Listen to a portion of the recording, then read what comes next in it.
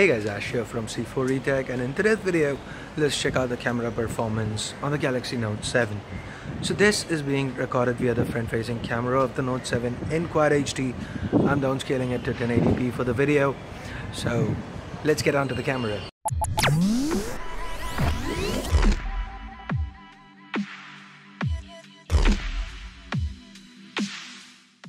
The 12 megapixel camera on the Galaxy Note 7 uses a 1x2.6 inch sensor, an f1.7 aperture, and performs well outdoors. The lower megapixel count means when you crop, you don't have as much detail as you would with, say, last generation's Note. But the larger pixels have their own set of advantages, which we'll get to before the end of this video. The color reproduction is good here, a little punchy but very pleasing to the eye. The Note 7 even handles complicated exposure shots like this one with ease. The f1.7 aperture means a very shallow depth of field. This means you need to be a little more careful while shooting because the actual area in focus is very small. So like with this image, the petals on the flower are out of focus. But I like wider apertures and don't mind the extra work because the bokeh makes the pictures look all that better. At least that's the way I look at it. This is one of the reasons why I shoot my videos on the FS7 with an f1.4 lens, though the focusing is extremely hard at times.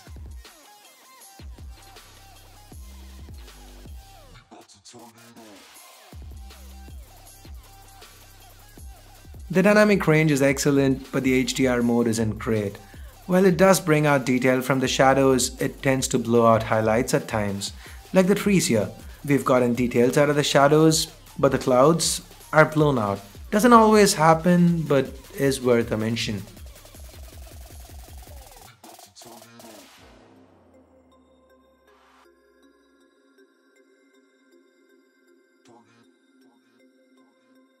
Under mixed lighting conditions, the Note 7 continues to deliver a lot of detail, clean images, no issues with colors or exposure. The fast autofocus makes this camera a pleasure to use.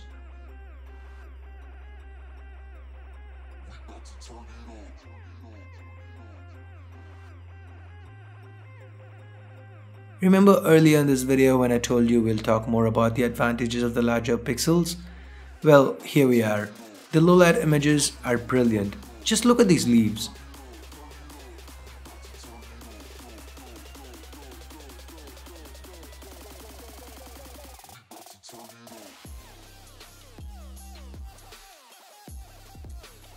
Samsung's done a stellar job here. This is probably the best smartphone camera when it comes to shooting under low light. Now that's without even taking the manual controls into account. The Note 7 has full manual modes for both still images and videos. This camera can shoot 4K video at 30 frames per second, and thanks to the optical image stabilization, the footage is very stable.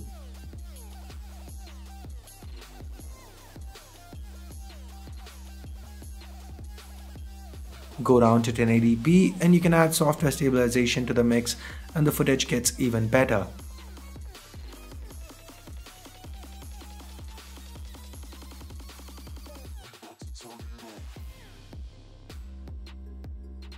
The 4K footage is great, solid frame rates, lots of detail, no artifacts, good stuff from Samsung. Thanks to the dual pixel technology, this camera is insanely fast to focus. At times, the transitions are barely noticeable. The inclusion of a manual video recording mode is great too. Lets you execute these smooth focus pulls. It's worth noting that Samsung's the only brand that provides this option currently. LG introduced it with the LG V10 and surprisingly did not feature it with the G5, maybe V20.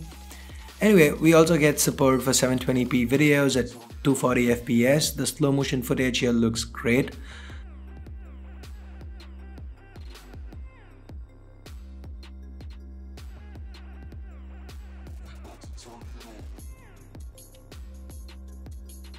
There's also a hyperlapse option.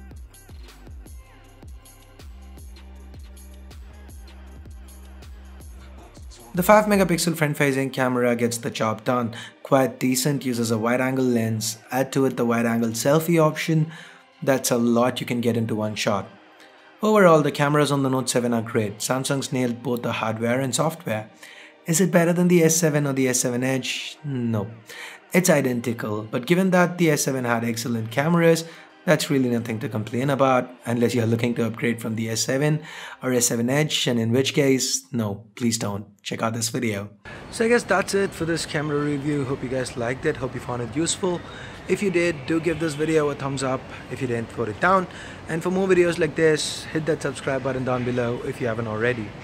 So that's it. Thanks a lot for watching. Till next time, this is Ashia from C4E Tech signing off. You guys have a great day. Bye bye now.